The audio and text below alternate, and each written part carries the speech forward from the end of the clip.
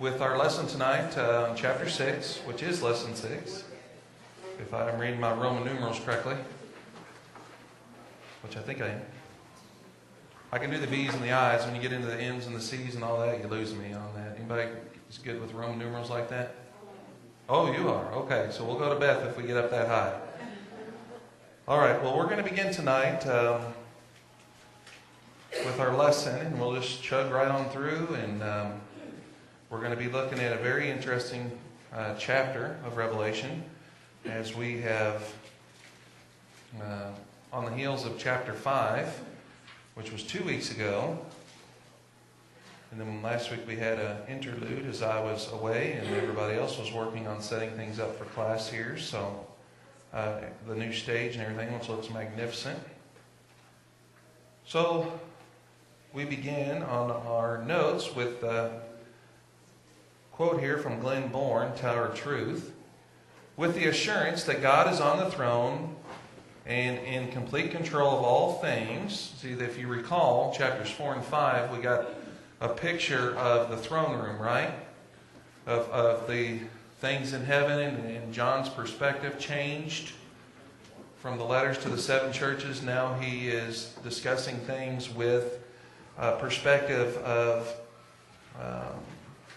what he's seeing around the throne and all these kind of things. So that gives us a picture and assurance that God is on the throne and in complete control of all things. We are now prepared for the breaking of the seals in order that we might see the events of history in light of God's sovereignty. What seals? Okay, so there were 7 seals, but what? I mean, we talk about it, but what seals? What were they on? On books? Scrolls? Okay, recall the scene in chapter 5. They were hunting for someone to do what? To open what? Okay, which we said was most likely a scroll, a book, right, which was laid upon the hand of him in the throne, and they were looking for someone who would take it, and on it itself had 7 seals, right? You guys remember that? And what in that time period was typically sealed with 7 seals in their culture, in Roman culture? What was sealed with 7 seals? Will? A will and testament. Yeah, so a will then would be witnessed by 7 different witnesses and sealed. And so we have this book, then it is sealed. And now we're talking about opening these seals. Okay? So the 7 seals do not necessarily picture history chronologically. History that has many parallels and events pictured in some of the seals may occur repeatedly, such as war and famine. Okay, now we need to have this understanding right now before we move forward, otherwise this could get very confusing. So typically, if you were to pick up a book, a novel, and you're going to read that, you could pick it up and start reading at chapter 9, and then read chapter 14, and then chapter 3, and then the last chapter, say chapter 20. Is that the way you would do it? How do we do it when we pick up a book? We read it in a linear fashion, right? So if you recall what we were talking about, when we read this, we're not talking necessarily about a linear fashion, right? When we talk about the book of Revelation and the way that we read it, say from the beginning to the end, are we reading this book in a linear fashion? When we think of things chronologically, we're not, are we? So we need to think of things in terms of what? What instead of a linear fashion, which way? What's a good word? Did I hear cyclical? Okay. So if we have things in a cyclical fashion, then we're going to see things that are basically stating the same facts. So let's just say that we have these facts or these concepts, and they're going to be restating them here in this way, and then they get to a point where these things kind of come to an end, but then these facts then again are looked at from a different perspective, and then they're restated again in a different way. Same facts, same thoughts, same principles, and then so forth. So we have these things that are cyclical in nature, not linear. Okay, so do we have that understanding? Are we good? Everybody have a grasp of that concept? Okay, I'm going to erase it then. What's it called? Cyclical. Like a cycle? Can you spell that? Cyclical? Hopefully, let's see. C-Y. Cyclical. C-Y-C-L-I-C-A-A. Cyclical. Right?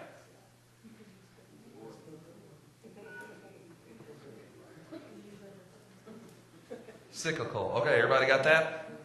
Okay, so that's the way we're thinking about this book. Now, if you recall your diagram there early in one of our first lessons of the tower. So what we're doing there if you were to think of those cycles, is each level of the tower is restating those facts from a different perspective. So that would be, each one of those would be like a cycle. Okay? So that's where we need to have this understanding. When we get into this, you'll see why here in a minute. This is going to play out beautifully. Okay? So history has many parallels, and the events pictured in some of the seals may occur repeatedly, such as war and famine. Would you agree that history has many parallels? Have you guys ever heard the phrase about history repeating itself? It's true, right? There may be different circumstances, but some of the same dynamics occur repeatedly, just in little different ways, and that's kind of what we're seeing here. So, let's begin with chapter 6, verses 1 through 8. And I saw when the Lamb, who's the Lamb? Jesus, broke one of the 7 seals, and I heard one of the 4 living creatures saying, as with a loud voice of thunder, "Come!" And I looked, and behold, a white horse, and he who sat on it had a bow, and a crown was given to him, and he went out conquering and to conquer. And when he had broke the 2nd seal, I heard the 2nd living creature saying, "Come!" And another, a red horse, went out, and to him who sat on it, it was granted to take peace from the earth, and that men should slay one another, and a great sword was given to him. And when he had broke the 3rd seal, I heard the 3rd living creature saying, "Come!" And I looked, and behold, a black horse, and he who sat on it had a pair of scales in his hand. And I heard as it were a voice in the center of the 4 living creatures saying, "A quart of wheat for a denarius, and 3 quarts of barley for a denarius, and do not harm the oil and the wine." And when he broke the 4th seal, I heard the voice of the 4th living creature saying, "Come!" And I looked, and behold, an ashen horse, and he who sat on it had the name Death, and Hades was following with him. And authority was given to them over a fourth of the earth to kill with sword and with famine and with pestilence and by the wild beast of the earth. So we're going to stop here at verse 8 for now, and we'll pick up the rest of the chapter here shortly. So, as we look at the first seal here, and we're going to go through these, we're going to see what we can figure out. Because this is interesting language, isn't it? Now, I want to return to another core principle. Okay, so one of our core principles for moving forward is understanding that this is cyclical, correct? Another core principle is understanding the type of language, which is apocalyptic language. So is this literal or figurative? It's figurative language. So these things represent something, so it's our job to understand what John wrote initially for his audience and what he meant when he wrote it. Because there is only one meaning. There aren't multiple meanings to this. There's one. When John wrote this, do you think he had, it means many things. People shall figure out whatever they want. You think that's what he meant when he wrote? Do you think that's what the biblical writers wrote? It's one of the things that Dr. Cottrell talked about when we were in Florida, that these writers and God essentially saying that he had one specific message in mind when he wrote these things, one meaning. And so it's our job then, using proper hermeneutics, to figure out that one meaning. So one of those things is understanding cyclical nature and another is the nature of the writing, which is apocalyptic. So, for the first seal, verses 1 and 2, we're talking about what are we talking about here? What horse? White horse, right? So this was silver, and the Lone Ranger was riding upon him. You guys don't know the Lone Ranger? Oh, goodness. Wasn't it a white horse? Wasn't his horse white? That's what I thought. Come on, people. All right, so no, it wasn't that. So we have different authors here that are referencing different things. So let's look at some possibilities here. There's been many different interpretations have been offered. Ray Frank Robbins, who's been quoted throughout this, and I actually have his book here that I've been reading, has some good points. He thinks that what is being explained here is that the one upon the horse is indeed the Antichrist. That's his thought here, is that this is a representative of complete power, and this individual is the one who's writing is indeed the Antichrist spoken of in the epistles of 1st and 2nd John. So, what are your thoughts on this? You say no. Now, I'm going to ask you a follow-up question to that. Why do you say no? Because what? Well, is the Antichrist all-powerful? I'm just saying that's what Robbins says. Well, is this rider on the white horse all-powerful? Is that... okay. The rider of this white horse is all-powerful?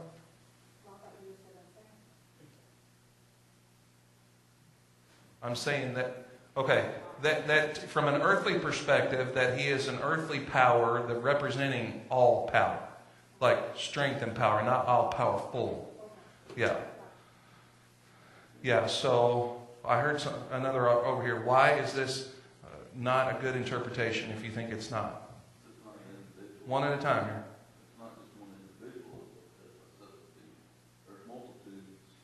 Okay, so in 1st and 2nd John it says that the Antichrist is indeed a plurality, and many have already gone out. So a plurality cannot be an individual, can it? Okay, that's a good point. What else? But we depict white as being pure, clean, and holy, and I would say like an angel. That's his job to go out and... So we're saying this is some sort of angelic, holy being that's riding upon this horse? There's nothing else that signifies that he's the Antichrist, that it's the Antichrist. The Antichrist without a crown. Didn't the Antichrist come on as a false prophet and a leader, not a concept? Okay.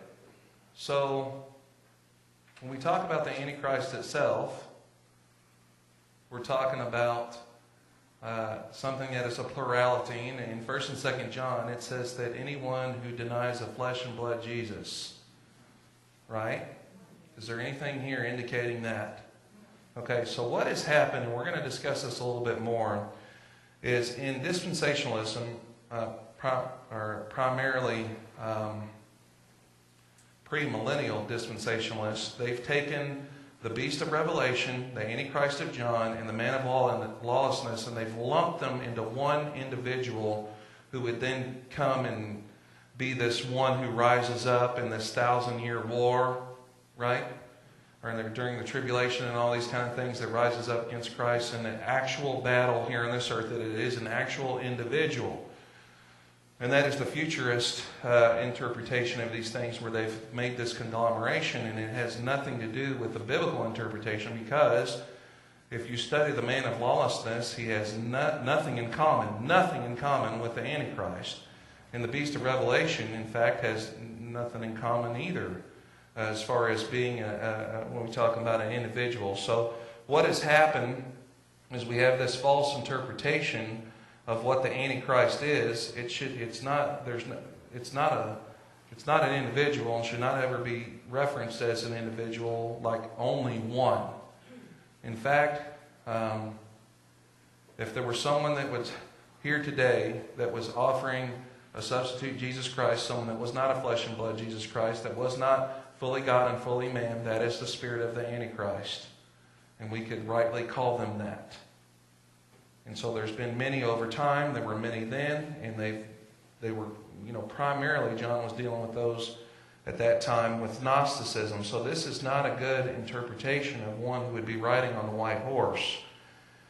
Now, comparing to Revelation 19:11, we see that Christ indeed, in 19:11 when he returns, the imagery is used of one riding upon a white horse. Henderson would offer this, that saying that this here, these four horsemen here, that this indeed is Christ. What are your thoughts about that? He thinks that this one here, the opening of the seal, is Jesus himself. That's the one riding on the white horse. Okay, it seems more feasible than the last one. Make your case.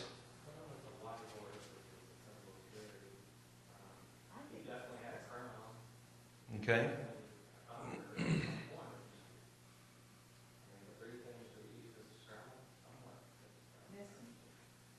Now don't jump ahead. Bourne's ideas are right here. Put that away. Get your Bible out.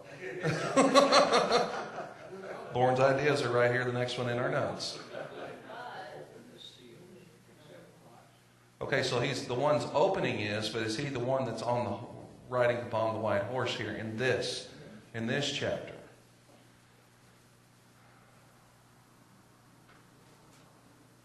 Now, let's think in these terms. The other three horses, then, what is it about them that it wouldn't be Christ? One of them is war. One standing, they're all destructive in nature. Well, what does it say here about the end of verse 2? A crown was given to him, and he went out conquering and to conquer. But that doesn't say what he's conquering. And he's all powerful. He will be conquering everything that's wicked and evil. Yeah. The other ones actually say he takes the ease away from the earth. That's not. And he's taking peace as well. Yeah, like Mhm. the second one can't be, and that's true. Interesting. He's coming back there. Like if it said conquering to slaughtering for no reason, obviously that's not him, but it just says conquering. Christ does. Okay, let's look at it from this perspective. When we see four using places like Zechariah and other places where we see things that are four in nature, what are they representative of? Earthly realm. Everything that's of the created realm, right? So if this is one of four, then that poses a problem for us. Then if indeed the rider on the white horse is Jesus on this white horse. And they're all considered kind of equal parts of the same. Just so we kind of see one of them. What's wrong with being a messenger to do the will? Okay, they're representative of different things. I'll give you. So you have Henderson and says that it's Christ, comparing it to 1911, which is much more explicit of the depiction of Jesus and his return. So does this mean? We'll talk about this here in a minute. All right, so let's understand this. Glenn Bourne in Tower for Truth, he says that it's this idea of war and conquest, and Davis here in his commentators say that this is representative of political struggle and conquest. You see, the horse itself in biblical text is representative most times of war and conquest, the horse regardless of color. And so this was the biblical understanding of the horse in general. So then if we talk about the bow as symbolic of power, the rider wore what was called a victor's crown, not a royal crown. And so anybody then could wear that was victorious then. And so you guys bring up some good, I'm just saying these are different points of view. I would categorically deny it as the Antichrist. If you were to plant your flag on this being Christ himself riding upon this white horse, then I might not argue with you that much, but I do like this interpretation that Bourne offers, that this rider intended to conquer, and he did. He fulfilled his purpose and conquest. And then it says here, Rome achieved great world power through conquest, and the people in John's day were very much aware of this. Now, you'll see how this all works together if we're thinking of this as in a cyclical fashion of what it represents. So, if the white horse did indeed, if you'll bear with me on this and just see how it all plays out together, did indeed represent political struggle and conquest,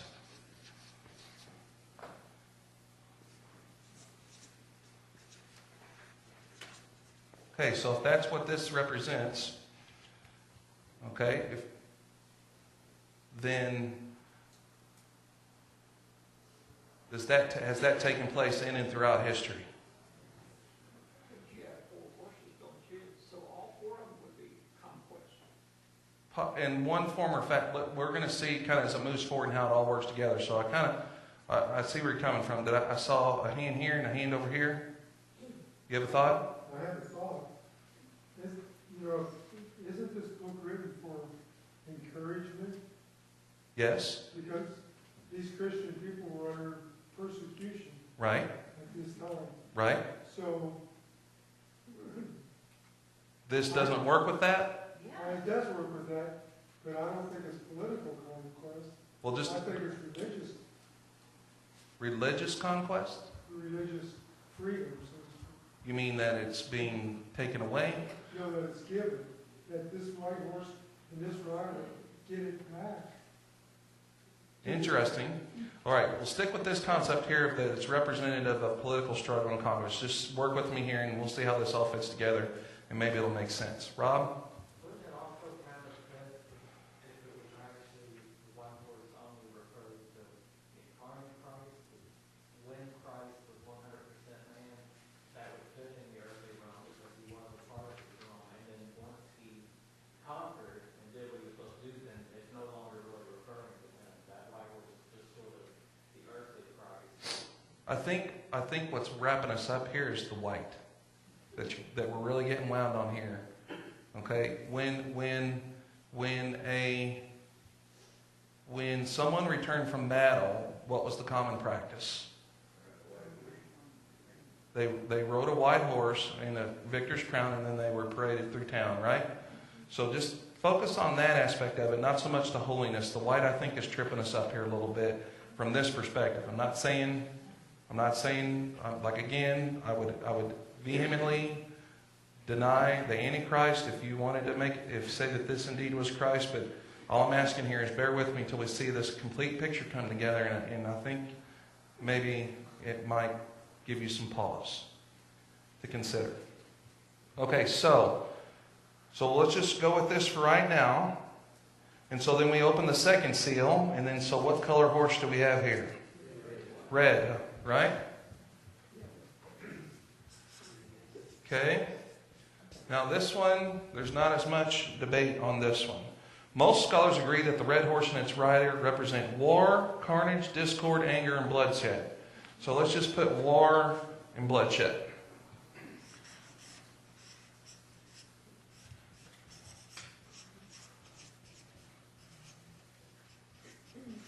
Okay, that seems to follow, right? This would naturally follow the conquering force. So let's say that let's give an example of conquering forces throughout history. If we want to go back, if you just want to go back and if you want to talk about in their perspective. So what was the current force at that time? Political force that had conquered Rome, and prior to them was Persians. The Medo-Persians. Prior to them was Babylonians. Prior to them was Syrians. And then throughout time before that, but those are the main ones that we talk about. So whenever you have this concept of political struggle and conquest, what almost always follows that? War and bloodshed, right? War and bloodshed. They kind of go together. I mean, is it possible to have political struggle and conquest without war? Is it possible? Has it ever occurred?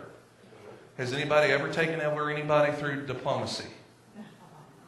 Okay, I'm not being facetious. I'm saying it's happened. Was the Cold War, did it involve an actual war? There were proxy wars. But I mean, as far as, you could go, as far as, but it was mainly political in nature, wasn't it? What was the main nature of the Cold War? It was political in nature, right? It was an arms race. There wasn't an actual war and bloodshed, was there?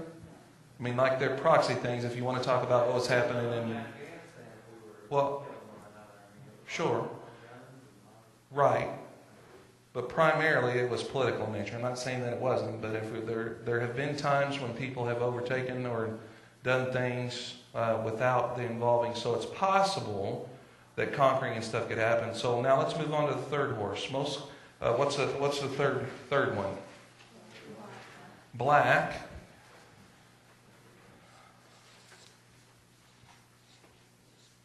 And what this primarily represents what?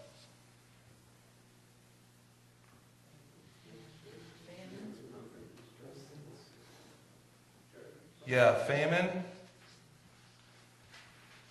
Now you're probably wondering, why would black represent famine? But it comes right out of the text. Famine, scarcity, hunger, distress.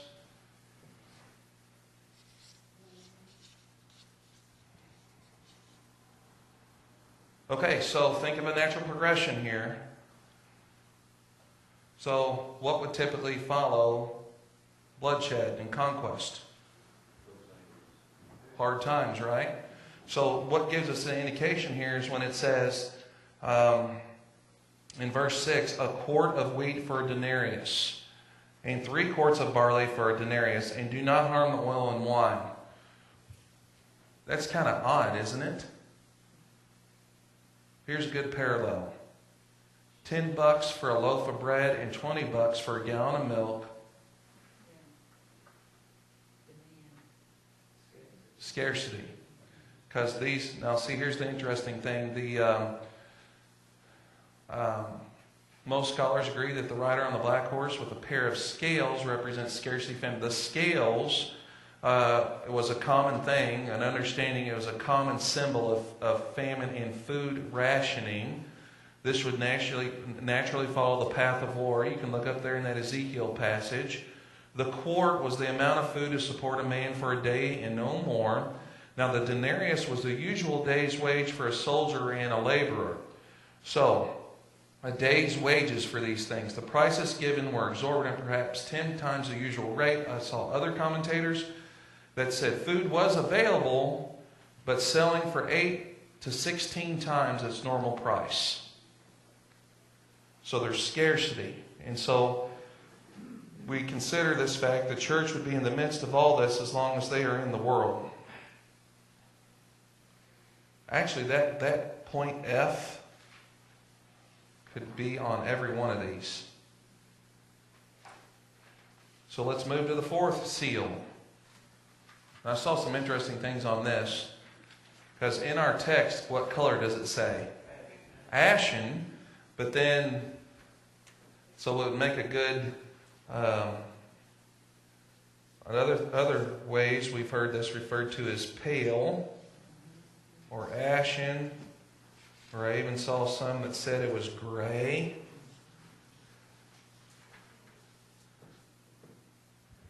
Okay, and what do we see about this one? What's coming with this? Death, right?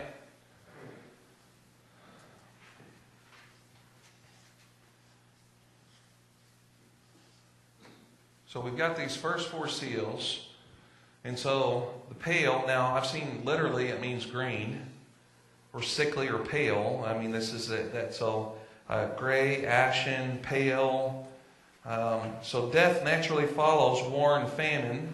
Now, this is not just referencing like a natural death. You know, when we talk about, this is symbolic of tragic death, unnatural death, what we talk that comes by the sword, by famine, by plague, by wild beast.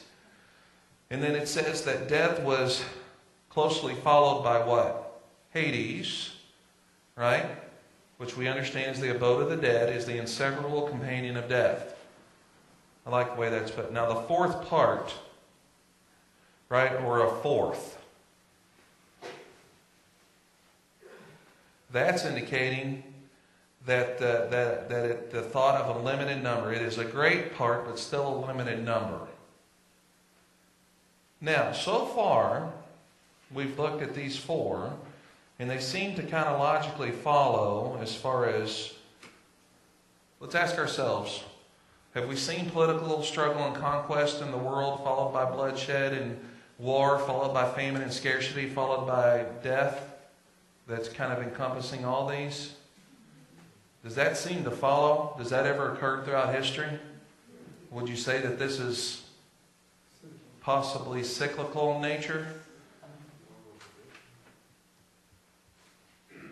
Now, we're going to add another thing to this, which I think is kind of the capstone on this whole situation here. It really, to me, makes sense.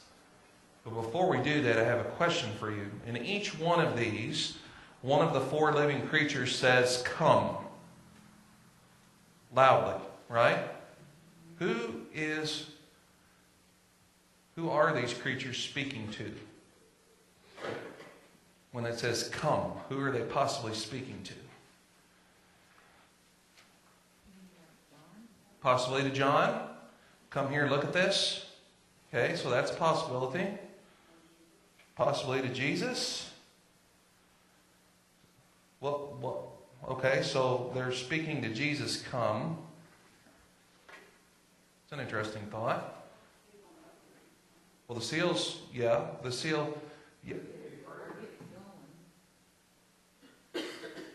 Okay, so the seal was broken each time, and then the voice said, "Come." That could be prayer. Prayer? You know, please go. Help us To who? to God. To Jesus? Okay. Hang on to that thought. I like that. What's another possibility? Tell them, let's go, let's get rolling. Is it a possibility that they're speaking, that this creatures, the four living creatures, are speaking to the horsemen themselves, "Come forth"? So that is a logical possibility, isn't it? It's a possibility they're speaking to John. It's a possibility they're speaking to the horsemen, "Come forth." But I think there's an interesting third possibility, which you guys have hit upon, and that maybe they're speaking to Jesus. And that perspective of why they would be doing it is very interesting. And this is from the Davis book here. It says, "Before each horseman appears, one of the four living creatures cries out in a thunderous voice, 'Come.' Are the four creatures addressing the horsemen, summoning them to come forth, or are they addressing John, calling him to come and see each horseman?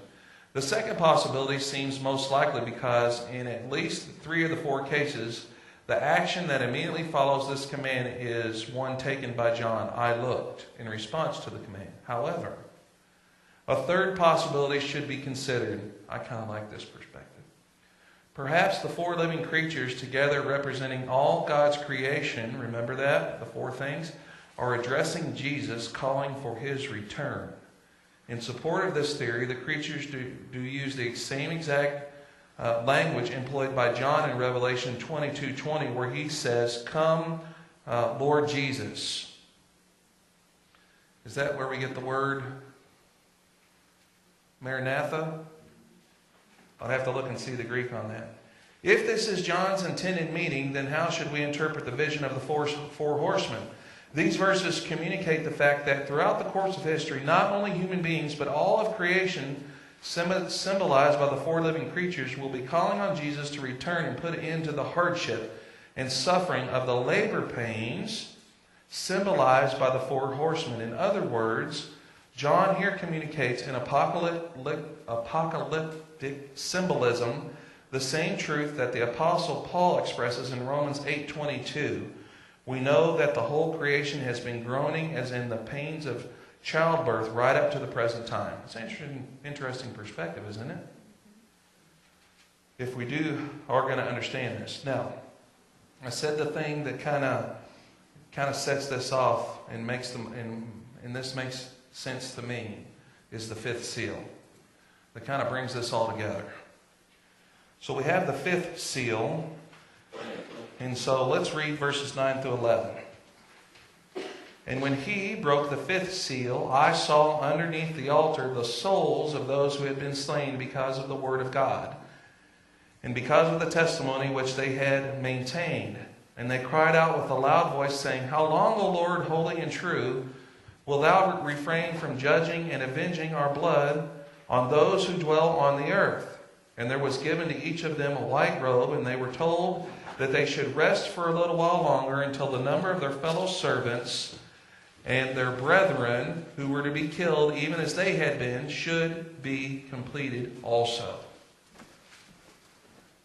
This is a very vivid and important passage of Scripture that gets referenced many times. When we talk about the souls of the martyrs, the ones that have given up their lives for the cause of Jesus Christ, that their blood is beneath the altar crying out for God to make things right. It is powerful imagery, isn't it? So when we talk about the altar that's spoken of here, would be the altar on the outside of the temple court used for the sacrificing of animals. So this is where like the burnt offerings would take place. Under the altar, there was a trough for the purpose of catching the blood of sacrificed animals. Now, John is portraying their deaths as a blood sacrifice poured out to God. So if John indeed is making this parallel, is this passage equating their death with Jesus' death? Since Jesus' death was a blood sacrifice and this is being portrayed, their blood is being portrayed here on the altar as a blood sacrifice, isn't it? Is John equating these?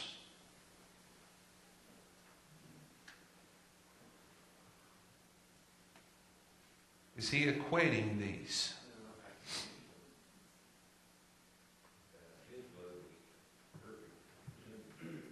Okay. I have a question, Brother. Okay. Are these sermons, are they just to the Christians that have died? Or could that go all the way back in history for like the prophets who had also died too? Or is this just people that have been saved by the blood of Christ? Okay, it says here that those had been slain because of the word of God, because of the testimony that which they had maintained. Is that limited to the new covenant? Yeah, and we know that Jesus goes both directions here chronologically, as far as his blood sacrifice and what he did and the effect of it. So I would say, without digging too deep into it, that just on the surface, without really having done a lot of study on that question, I would say that it would probably be all those that have died for the cause of God. Those who had been slain because of the word of God and because of the testimony which they had maintained. So I think that could be Old Testament saints as well as New Testament. Anybody that had given their life for God in that way, martyred. Because we know there were people that, primarily, who were the ones that were killed for the word they maintained in the Old Testament. The prophets, right? So I would say that their blood's crying out just the same as the ones that were killed in the Roman games, in the Colosseum, or Polycarp, or James, who was tossed down from the temple and then beat with clubs. Stephen, I would say that's all pretty much the same.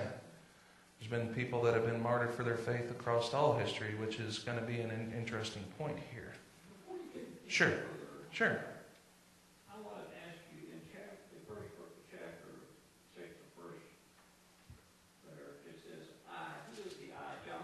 John, and I saw when the Lamb broke one of... Yes, that is John. Now in 3, that he. He broke the second seal. John's still seeing it. Uh-huh. In all cases here, he is John. No. In verse 3, he broke the second seal. That's still John witnessing Jesus doing this. Okay, but it's Jesus that broke the seal. Correct. Okay, that's what I... Absolutely. Yeah, every time there's a seal broken here, it's Jesus the one that's doing it. Because if you recall, he is the one who's worthy to do it. So, but John is witnessing these things.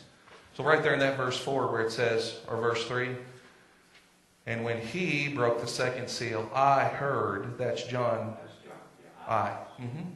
Absolutely. Okay, any other questions before we roll on here?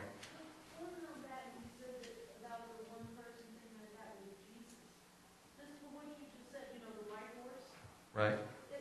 but he saw him broke the seal. How can he break the seal and be the white horse? I would agree with that. I mean, obviously Jesus can be in multiple places as he's omnipresent, but and it is symbolic, you know, so that helps me lean towards this interpretation as well.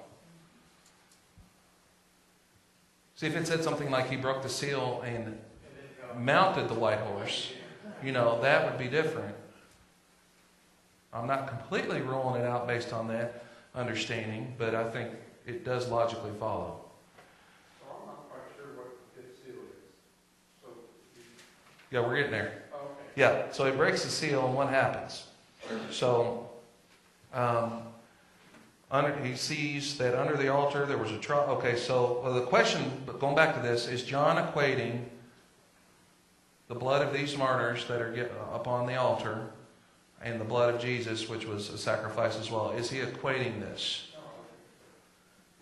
My answer to you is yes Yes and yes. and no. He's equating the reason why they were martyred, not the effect. You can't equate the effect. What does this say why they were killed? Because of the word of God and maintaining in the battle for truth, right? Is that why Jesus was? What did he say right before Paul? I came to witness to the truth, right? So I think that he's equating the cause, not the effect. That makes sense? Everybody with me on that? So I mean, we could share in Jesus' suffering, but the effect of our suffering is not the same effect of Jesus' suffering.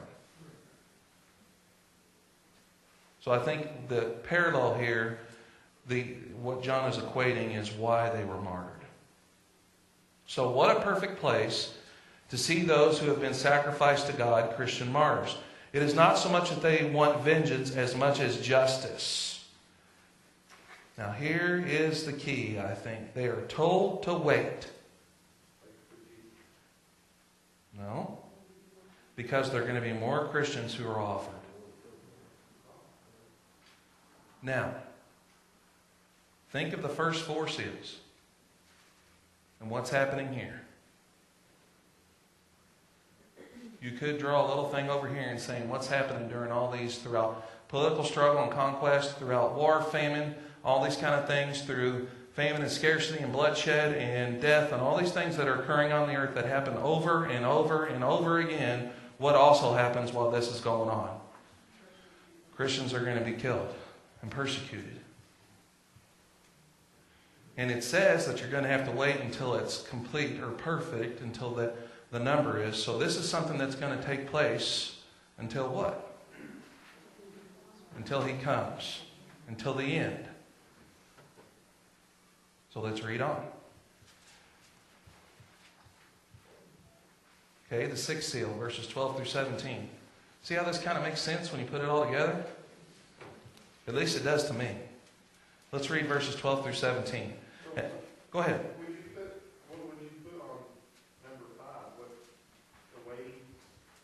You mean talking about the seal? Yeah, The- what's the name of the fifth seal? Well, are you naming the white horse, the red horse? I would say the blood of the martyrs on the altar. Okay, so that's what that is, the blood. Absolutely. The reason I use it representative of 7, we still want to do all 4, and we have that on thing, and the 3 others. Well, if you notice here, we're only opening 6. Yeah, okay. But we're going to make 4 of them that are on representative, and the other 2 have to be their own thing. Well, I think they all work together. I feel like 5 and 6 are a continuation of this. Well, the horses are grouped because of the horses. Yeah, I think that's what brings those 4 together. They're all different. I think so. Yeah, and then the next one, the blood of the martyrs on the altar, is something, and I think that verse that says that you're going to have to wait because there's more. And there's always going to be more.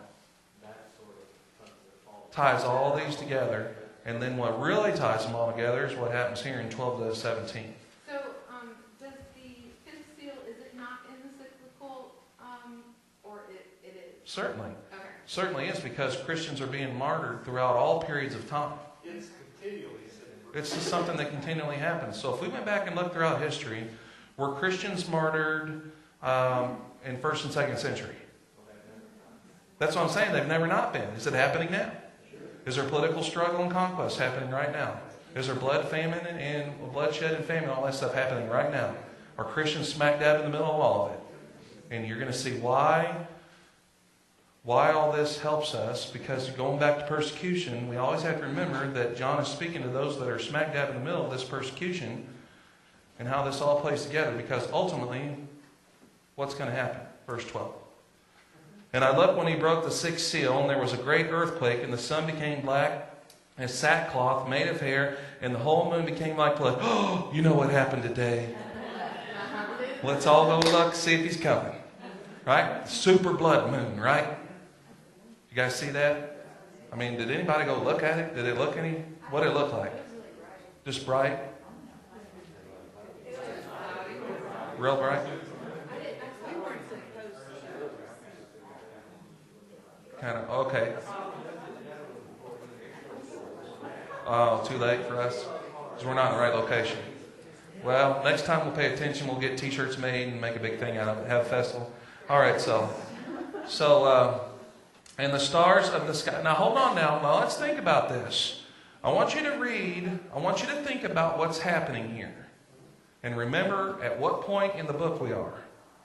This is one of the things that we actually heard 4 sermons this week, or 4 lessons this week on Revelation while we were at the Bible conference. And one of the guys that was speaking said, well, I've never heard anybody at one of these speak on Revelation, so I'm going to speak on Revelation. So he taught 2 lessons on it, and then 2 more came up. So at this one thing, there was 4. So I don't know if that was the Holy Spirit or coincidence. You can just add it up to anything. So it's kind of neat. So anyhow, I want you to think about what is happening here ultimately when we read this.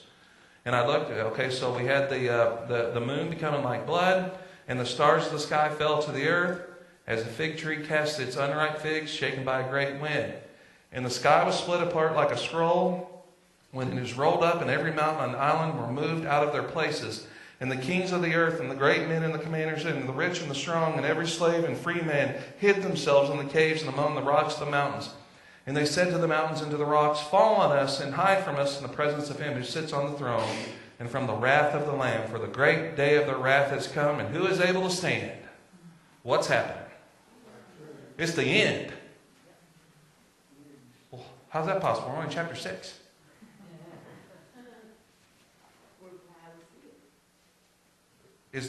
Could this be descriptive of anything else but the end? Maybe it was just the end of the nation? What's that? Just the end of one nation? The end of one nation? Okay. Except it says the whole earth and the stars falling. And I mean, this is pretty descriptive of pretty much all created things is coming.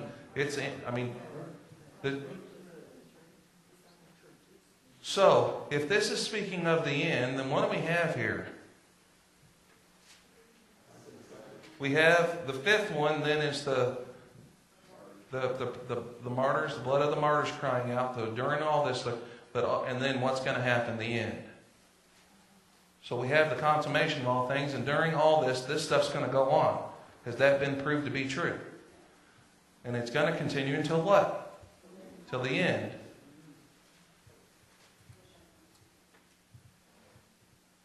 So, when you talk about this language here about the moon becoming like blood and things like this, we see this in Joel.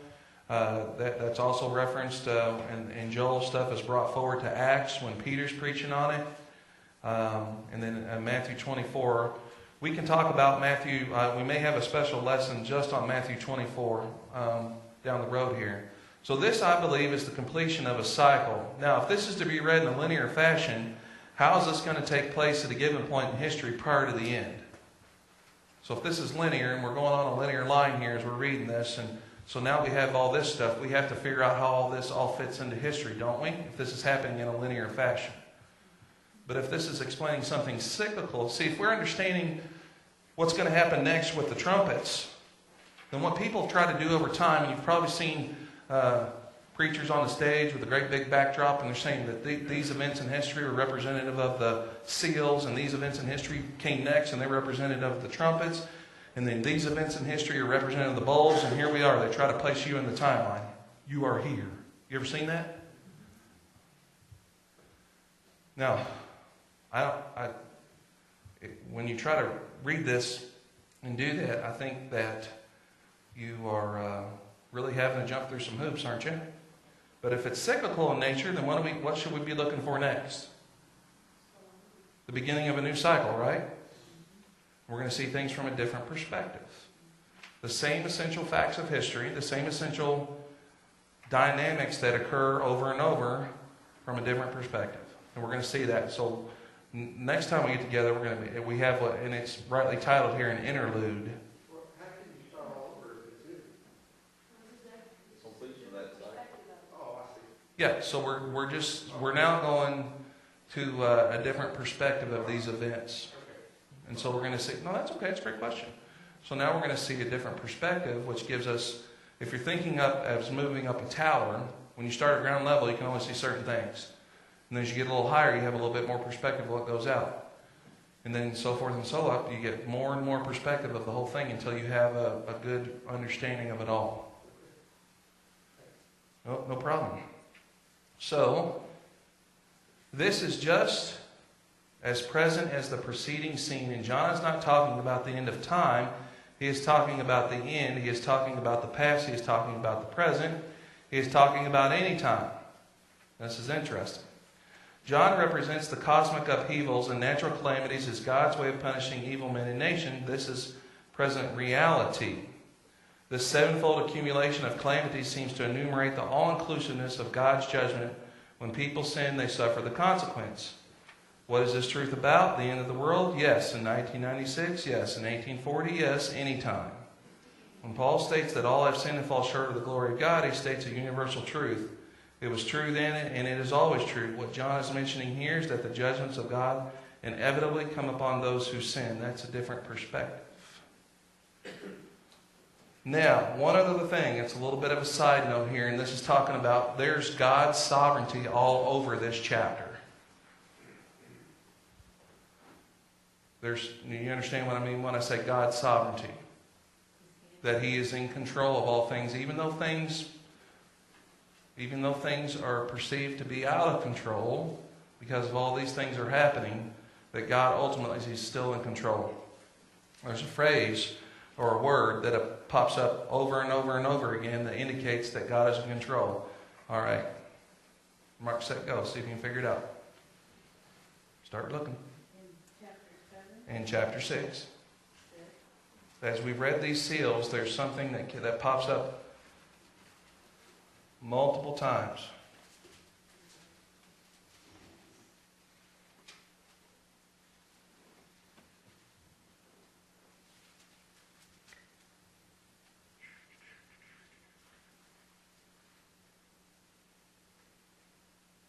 I'd say where he broke the seals. Okay, so he's breaking the seals. So that indicates sovereignty. There's something else. That's a good point. The nature of man. Permission. Permission. Permission was granted, was given. He was given, was given, was given. Who's doing the giving? Who's doing the giving here? Right? Let's just go through. And I looked at verse 2. And behold, a white horse, he who sat upon it had a bow, and a crown was given. Look down at verse 4. It was granted. A sword was given. When a great sword was given to him, what does that indicate? The fact that the sword was given. It's permission. It's God saying that this is being permitted to occur. If He was not if He was not permitting this, would it occur? If God was not permitting it, would it occur? No, it would not. You see this concept all the way through. All the way through. This idea of permission and that God is doing this. And this authority was given to them over the fourth. Exactly. Exactly, was given. And we know that when Satan does his thing, what is happening? It's God that's given him the authority to do so. It's being permitted, it's allowed to do so. As the seven seals are open and God's redemptive plan for creation is put into effect, John shows us that God will permit the kind of troubles represented by the four horsemen to continue in the world for a period of time. Political struggle, war, economic hardship, and tragic death will continue to be a part of the future John envisions for humankind. In other words, the labor pains will continue beyond AD 95 and 96 until the second coming of Christ. The prophecy is true, for this is exactly the way the world has been from John's time to the present. Do you agree with that? It's an interesting perspective, isn't it? Well, as we wrap things up, we're right out of time. Do you have any questions or comments about anything? Go ahead. So if this is a cyclical kind of, do you see us where in the cyclical cycle? In this, Do you see us? it's happening all around us. It's not a cycle that says, it's not like on your washing machine where you start out with it filling the tub, and then it goes to the wash cycle, and then the rinse, and then the spin. These things could all be happening concurrently within here. They're not necessarily this and this and this. They could all be happening concurrently, and in different places and in different times. See, we tend to lock into Indiana, United States, Western culture when we look at this. We're like, well, where do we identify with this right now? Well, what about China? What about North Korea?